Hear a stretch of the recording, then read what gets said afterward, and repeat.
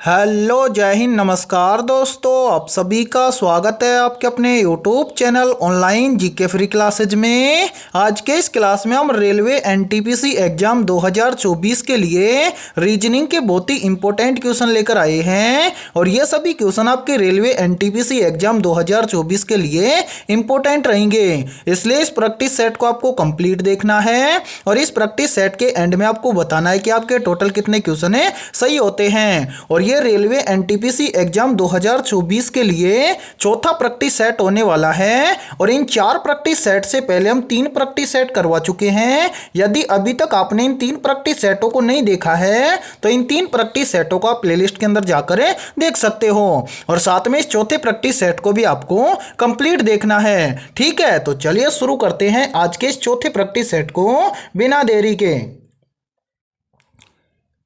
पहला प्रश्न है आप सभी के सामने, नीचे दी गई श्रृंखला में प्रश्न चिन्ह के स्थान पर आने वाली संबंधित संख्या को ज्ञात करें। यानी कि ये पहला प्रश्न आप सभी के सामने सीरीज से संबंधित प्रश्न दिया गया है और आपसे पूछा गया है कि सीरीज में इस प्रश्न चिन्ह के स्थान पर कौन सी संख्या आएगी। तो इस टाइप के प्रश्न को आप एग्जाम में कैसे सोल्व करेंगे तो वो देखिए आपको जब भी एग्जाम में सीरीज से संबंधित प्रश्न दिया जाए तो आपको क्या करना है, सबसे पहले तो आपको सीरीज को ध्यान से देखना है और यह पता लगाना है कि सीरीज में आपको क्या क्या दिया गया है। तो यहां पर देखिए सीरीज में हमें दिया गया है 71 है, 71 के बाद में 62 है, 62 के बाद में 53 है, 53 के बाद में 44 है, 44 के बाद में 35 है, 35 के बाद में 26 है और 26 के बाद में हमसे पूछा गया है कि इस प्रश्न चिन्ह के स्थान पर क्या आएगा। तो प्रश्न चिन्ह की वैल्यू हम निकालेंगे कैसे, तो वो देखिए एक बार यहां पर इन सभी को हटा देते हैं ताकि आपको समझने में कोई भी दिक्कत ना आए। हमें क्या करना है मेरे भाई, यहां पर इस सीरीज में इस प्रश्न चिन्ह की वैल्यू निकालनी है।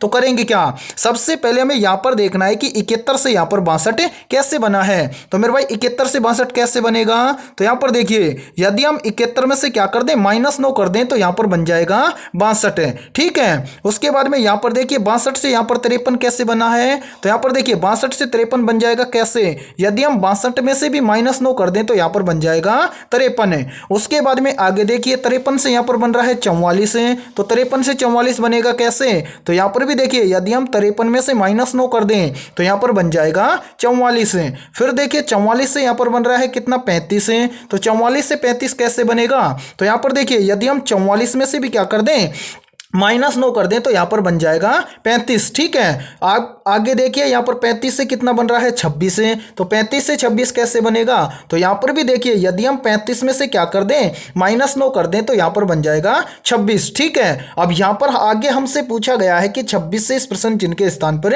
क्या आएगा, तो कैसे निकालेंगे, तो वो देखिए सबसे पहले आपको क्या करना है, प्रश्न चिन्ह की वैल्यू निकालने से पहले नीचे जो संख्या आई है इस संख्या को ध्यान से देखना है कि यहां पर हुआ क्या है। तो मेरे भाई यहां पर एक संख्या से अगली संख्या लाने के लिए क्या किया गया है, पहली संख्या में से -9 करके अगली संख्या लिखी गई है। तो सभी में -9 हुआ है तो आगे भी हम क्या करेंगे -9 करेंगे। तो 26 में से यदि हम -9 करेंगे तो यहां पर कितना बचेगा, तो 26 में से -9 करेंगे तो यहां पर बचेगा 17। यानी कि इस प्रश्न चिन्ह के स्थान पर संख्या भरी जाएगी 17। अब हमें देखना है कि 17 किसी ऑप्शन में है, तो हाँ सर 17 में दिया गया है ऑप्शन सी के अंदर है, तो पहले प्रश्न के अंदर ऑप्शन सी हो जाएगा सभी का करेक्ट आंसर। तो उम्मीद करता हूं कि पहला प्रश्न आपको अच्छे से क्लियर हो गया होगा और जब भी आपको इस टाइप का प्रश्न एग्जाम में दिया जाएगा तो फटाफट से सोल्व कर लेंगे। ठीक है, तो चलिए फिर अगला प्रश्न देखते हैं। दूसरा प्रश्न है आप सभी के सामने, नीचे दी गई श्रृंखला में प्रश्न चिन्ह के स्थान पर आने वाली संबंधित संख्या को ज्ञात करें। यानी कि दूसरा प्रश्न भी आप सभी के सामने सीरीज से संबंधित प्रश्न दिया गया है और आपसे पूछा गया है कि इस सीरीज में इस प्रश्न चिन्ह के स्थान पर कौन सी संख्या आएगी। तो मेरे भाई इस प्रश्न चिन्ह की वैल्यू हम निकालेंगे कैसे, तो वो देखिए सबसे पहले तो यहाँ पर ध्यान से सीरीज को देखिए कि यहाँ पर इस सीरीज के अंदर हमें क्या क्या दिया गया है। तो यहां पर देखिए सीरीज में हमें दिया गया है 4, 4 के बाद में 7 है, 7 के बाद में 11, 11 के बाद में 18, 18 के बाद में 29 है, 29 के बाद में 47 है और 47 के बाद में हमसे पूछा गया है कि इस प्रश्न चिन्ह के स्थान पर क्या आएगा। तो वो देखिए मेरे भाई यहां पर इस सीरीज को सोल्व किया गया है किस लॉजिक के आधार पर, तो वो देखिए यहां पर क्या किया गया है, पहली दो संख्याओं को जोड़कर तीसरी संख्या लाई गई है। तो यहां पर देखिए मेरे भाई पहली दो संख्या यानी कि 4 और 7 को आपस में जोड़ देंगे तो यहां पर कितना बनेगा तो 4 और 7 को आपस में जोड़ेंगे तो यहाँ पर बन जाएगा 11। और यहाँ पर देखिए 11 यहाँ पर दिया गया है। फिर यहाँ पर क्या किया गया है, पहली संख्या को हटाया गया है। फिर क्या किया गया है, दो संख्याओं को जोड़कर तीसरी संख्या लाई गई है। तो यहाँ पर देखिए 7 और 11 को आपस में जोड़ेंगे तो यहाँ पर कितना हो जाएगा, तो 7 और 11 हो जाएगा 18। और यहाँ पर देखिए मेरे भाई 18 आप सभी के सामने दिया गया है। फिर क्या किया गया है, फिर से एक संख्या को हटाया गया है और फिर अगली दो संख्याओं को जोड़कर उससे अगली संख्या लाई गई है। तो यहाँ पर देखिए 11 और 18 को आपस में जोड़ेंगे तो यहाँ पर कितना बनेगा, तो 11 और 18 को आपस में जोड़ देंगे तो यहाँ पर बन जाएगा 29। और मेरे भाई यहाँ पर देखिए 29 हमारे सामने दिया गया है। फिर यहाँ पर क्या किया गया है, फिर से एक संख्या को हटाया गया है और अगली दो संख्याओं को जोड़कर उससे अगली संख्या लाई गई है। तो यहाँ पर देखिए 18 और 29 को आपस में जोड़ेंगे तो यहाँ पर 18 और 29 को आपस में जोड़ देंगे तो यहाँ पर बन जाएगा 47। और मेरे भाई यहाँ पर देखिए 47 हमें दिया गया है। फिर हम क्या करेंगे, इस एक संख्या को यहाँ से हटा देंगे और इन दोनों संख्याओं को आपस में जोड़ के इस प्रश्न चिन्ह की वैल्यू निकालेंगे। तो मेरे भाई यहाँ पर देखिए 29 है और क्या है 47 है। तो 29 और 47 को आपस में जोड़ेंगे तो यहाँ पर कितना बनेगा, तो 29 और 47 को आपस में यहाँ पर जोड़ देंगे तो यहाँ पर बन जाएगा 76। यानी कि यहाँ पर इस प्रश्न चिन्ह के स्थान पर संख्या भरी जाएगी 76। अब हमें देखना है कि 76 किसी ऑप्शन में है, तो हाँ सर 76 में दिया गया है ऑप्शन सी के अंदर है। तो दूसरे प्रश्न के अंदर ऑप्शन सी हो जाएगा सभी का करेक्ट आंसर। तो उम्मीद करता हूं कि दूसरा प्रश्न भी आपको अच्छे से क्लियर हो गया होगा और जब भी इस टाइप का प्रश्न आपको एग्जाम में दिया जाएगा तो फटाफट से सोल्व कर लेंगे। ठीक है, तो चलिए फिर अगला प्रश्न देखते हैं।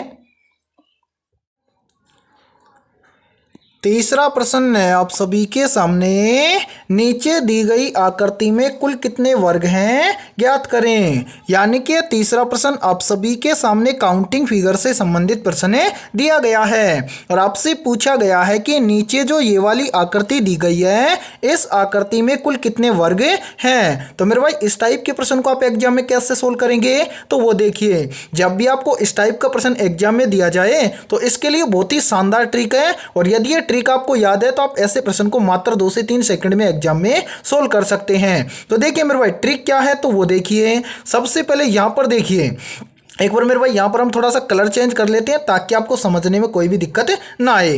तो यहाँ पर देखिए आपको करना क्या है, सबसे पहले तो आपको ऐसी आकृति देखनी है और ऐसी आकृति में आपको क्या करना है, याद रखना है कि ऐसी आकृति में वर्गों की संख्या कितनी होती है। तो जब भी आपको ऐसी आकृति दिखाई दे तो ऐसी आकृति में वर्गों की संख्या होती है 5। अब ऐसी आकृति में 5 वर्ग कैसे होते हैं, तो वो देखिए यहाँ पर देखिए मेरे भाई एक वर्ग ये है, दूसरा वर्ग ये है, तीसरा वर्ग ये है और चौथा वर्ग ये है। ठीक है, और इन सभी को मिलाकर एक 5वां वर्ग ये वाला बनता है। इस प्रकार से इस आकृति में वर्ग की संख्या होती है कितनी, 5। ठीक है, अब आपको लॉजिक लगाना है क्या, यानी कि आपको यहाँ पर देखना है कि ऐसी आकृति इस बड़ी वाली आकृति में कितनी दिखाई दे रही है। तो यहाँ पर देखिए हम एक एक कलर चेंज करके आपको एक एक आकृति को काउंट करवाने वाले हैं।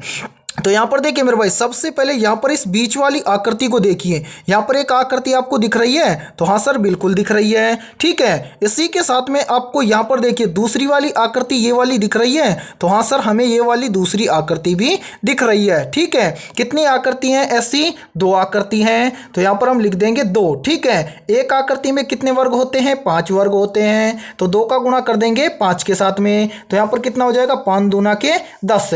ठीक है, उसी के साथ में यहां पर देखिए यहां पर मेरे भाई एक वर्ग आपको ये वाला दिख रहा है, तो हां सर बिल्कुल दिख रहा है। उसी के साथ में यहां पर देखिए एक वर्ग ये वाला दिख रहा है, तो हां सर हमें एक वर्ग ये वाला भी दिख रहा है। 2 वर्ग ये हो गए, तो 10 के अंदर यहां पर कर दीजिए +2, तो 10 और 2 कितना हो जाएगा, तो 10 और 2 हो जाएगा 12। यानी कि हमारे सामने जो ये वाली आकृति दी गई है इस आकृति में वर्ग की संख्या है 12। अब हमें देखना है कि 12 किसी ऑप्शन में है, तो हां सर 12 हमें दिया गया है ऑप्शन ए के अंदर है। तो तीसरे प्रश्न के अंदर ऑप्शन ए हो जाएगा सभी का करेक्ट आंसर। तो उम्मीद करता हूं कि ये तीसरा प्रश्न भी आपको अच्छे से क्लियर हो गया होगा और जब भी आपको इस टाइप का प्रश्न एग्जाम में दिया जाए तो इसी प्रकार से आपको सोल्व करना है। ठीक है, और यहाँ पर देखिए आप सभी के लिए बहुत ही इंपॉर्टेंट सूचना है। यदि आप पहली बार में रेलवे एनटीपीसी एग्जाम 2024 को क्रैक करना चाहते हैं तो हमने आपके रेलवे एनटीपीसी एग्जाम 2024 के लिए जीके, जीएस और साइंस के 4500 प्लस मोस्ट इंपॉर्टेंट क्वेश्चनों का पीडीएफ तैयार किया है। यदि आप ये पीडीएफ लेना चाहते हैं तो आप हमारे इस व्हाट्सएप नंबर पर कॉन्टैक्ट कर सकते हैं। और इस पीडीएफ की प्राइस हमने रखी है मात्र और मात्र 35 रुपये, यानी कि 35 रुपए के अंदर आपको 4500 प्लस जीके, जीएस और साइंस के क्वेश्चन मिलने वाले हैं। और ये सभी क्वेश्चन आपके रेलवे एनटीपीसी एग्जाम 2024 के लिए रामबाण होने वाले हैं। तो जल्दी से जाइए, इस व्हाट्सएप नंबर पर कांटेक्ट करके आप इस पीडीएफ को ले सकते हैं। ठीक है, तो चलिए फिर अगला प्रश्न देखते हैं। चौथा प्रश्न है आप सभी के सामने, नीचे दिए गए विकल्पों में से उस विकल्प का चयन करें जो प्रश्न चिन्ह के स्थान पर भरा जाएगा। यानी कि ये चौथा प्रश्न आप सभी के सामने नंबर एनालॉजी से संबंधित प्रश्न दिया गया है और आपसे पूछा गया है कि इस प्रश्न चिन्ह के स्थान पर कौन सा विकल्प आएगा। तो मेरे भाई इस टाइप के प्रश्न को आप एग्जाम में कैसे सोल्व करेंगे, तो वो देखिए आपको जब भी एग्जाम में नंबर एनालॉजी से संबंधित प्रश्न दिया जाए तो आपको क्या करना है। सबसे पहले आपको यहां पर देखना है कि 5 से यहां पर 250 कैसे बना है। उसी प्रकार से फिर आपको यहां पर देखना है कि 7 से यहां पर 686 कैसे बना है। उसके बाद में हम क्या करेंगे, यहां पर बताएंगे कि 3 से इस प्रश्न चिन्ह के स्थान पर क्या बनेगा।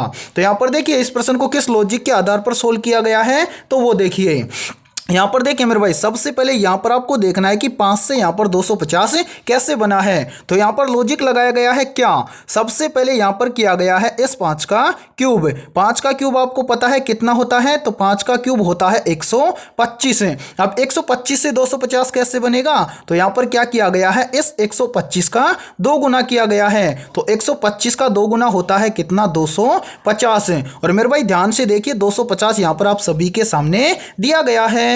अब क्या करेंगे, सेम इसी प्रकार से यहां पर देखेंगे कि 7 से यहां पर 686 इसी प्रकार से बना है क्या। तो क्या करेंगे, सेम इसी 5 की तरह इस 7 का भी हम कर देंगे क्यूब। 7 का क्यूब कितना होता है, तो 7 का क्यूब होता है 343। अब क्या करेंगे, इस 343 का कर देंगे 2 गुना। तो 343 का 2 गुना कितना होता है, तो 343 का 2 गुना होता है 686। और मेरे भाई यहां पर देखिए 686 आप सभी के सामने दिया गया है। तो यहां पर देखिए अब हम आसानी से बता सकते हैं कि 3 से इस प्रश्न चिन्ह के स्थान पर क्या आएगा। तो हाँ सर, हम बिल्कुल बता सकते हैं कि 3 से इस प्रश्न चिन्ह के स्थान पर क्या आएगा। तो क्या करेंगे, यहां पर मेरे भाई सबसे पहले तो करेंगे इस 3 का क्यूब। 3 का क्यूब कितना होता है, तो 3 का क्यूब होता है 27।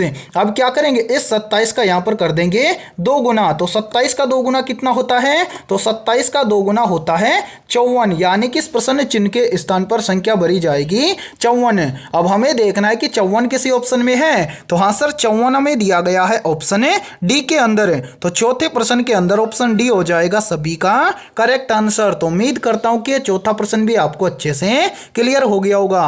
और जब भी आपको इस टाइप का प्रश्न एग्जाम में दिया जाएगा तो फटाफट से सोल्व कर लेंगे। ठीक है, तो चलिए फिर अगला प्रश्न देखते हैं।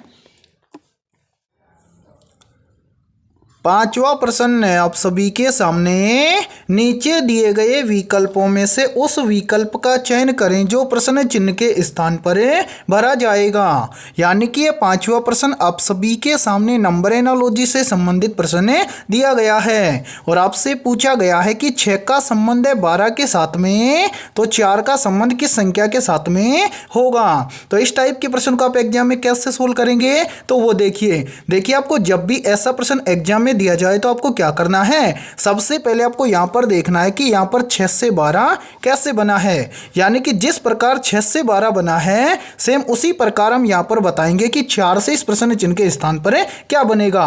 तो यहां पर इस प्रश्न को किस लॉजिक के आधार पर सोल्व किया गया है, तो वो देखिए यहां पर देखिए मेरे भाई यहां पर लॉजिक लगाया गया है क्या। सबसे पहले यहां पर 6 से 12 बना है कैसे, तो यहां पर क्या किया गया है, यहां पर किया गया है इस 6 का सबसे पहले क्यूब। 6 का क्यूब कितना होता है, तो 6 का क्यूब होता है 216। अब 216 से 12 कैसे बनेगा, तो यहां पर क्या किया गया है, 216 की तीनों संख्याओं को आपस में गुणा किया गया है। तो 216 की तीनों संख्याओं को यदि हम आपस में गुणा कर देंगे तो यहां पर बन जाएगा 12। और ध्यान से देखिए 12 यहां पर आप सभी के सामने दिया गया है। अब क्या करेंगे, यही सेम लॉजिक लगाएंगे 4 के अंदर और इस प्रश्न चिन्ह की वैल्यू निकालेंगे। तो क्या करेंगे, सेम इसी 6 की तरह यहाँ पर इस 4 का क्या कर देंगे, क्यूब कर देंगे। 4 का क्यूब कितना होता है, तो 4 का क्यूब होता है 64। अब क्या करेंगे, 64 के दोनों अंकों को आपस में गुणा कर देंगे। तो मेरे भाई 64 के दोनों अंकों को आपस में गुणा करेंगे तो 6 चौका कितना हो जाएगा, तो यहाँ पर हो जाएगा 6 चौका 24, यानी कि इस प्रश्न चिन्ह के स्थान पर संख्या भरी जाएगी 24। अब हमें देखना है कि 24 किसी ऑप्शन में है, तो हाँ सर 24 हमें दिया गया है ऑप्शन बी के अंदर है, तो 5वें प्रश्न के अंदर ऑप्शन बी हो जाएगा सभी का करेक्ट आंसर। तो उम्मीद करता हूं कि 5वां प्रश्न भी आपको अच्छे से क्लियर हो गया होगा। तो आज की इस क्लास में इतना। यदि ये क्लास आपको पसंद आई है तो जल्दी से एक बार इस क्लास को लाइक कर दीजिए, और यदि आप इस चैनल से पहली बार जुड़े हैं तो चैनल को कर लीजिए सब्सक्राइब और बेल आइकन को प्रेस करना, ताकि ऐसी शानदार क्लास का नोटिफिकेशन आपको सबसे पहले देखने को मिले। तो फिर मिलते हैं ऐसे बेहतरीन क्वेश्चनों के साथ सुबह 7 बजे।